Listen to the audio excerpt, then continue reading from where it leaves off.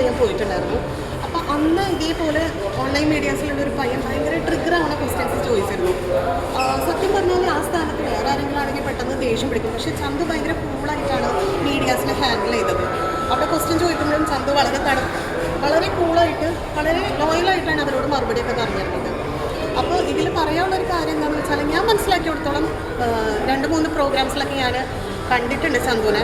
വളരെ down to എർത്താണ്. ഒരു പ്രശസ്തനായ സിനിമാ നടൻ്റെ മകൻ എന്നുള്ളൊരു ജാടൊന്നും കാണിക്കാത്ത വളരെ ഡൗൺ ടു എർത്തായിട്ടുള്ളൊരു കുട്ടിയാണ്.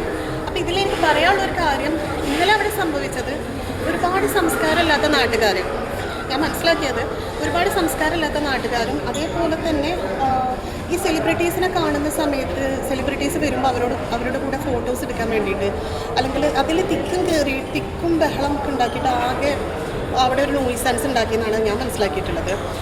അതേപോലെ തന്നെ സലീം സാറിനോട് കൂടുതൽ അടുപ്പുള്ള ആൾക്കാർ, സലീം സാറിനായിട്ട് കൂടുതൽ ബന്ധമുള്ള ആൾക്കാർ അദ്ദേഹത്തിൻ്റെ ഫ്യൂണറിൽ നിന്ന് ഒരുപാട് വിട്ടിട്ട് മാറി നിന്നിട്ടാണ് അവരിത് കണ്ടുകൊണ്ടിരുന്നത്.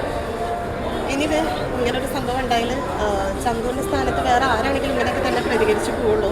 എന്തായാലും വളരെ വിഷമമുള്ളൊരു കാര്യമായി പോയി. ഇനിയെങ്കിലും ഇങ്ങനെയുള്ള സംഭവങ്ങളിൽ നാട്ടുകാരാണെങ്കിലും മീഡിയാസ് ആണെങ്കിലും എല്ലാവരും ഒന്ന് ശ്രദ്ധിക്കുന്നത് നന്നായിരിക്കും.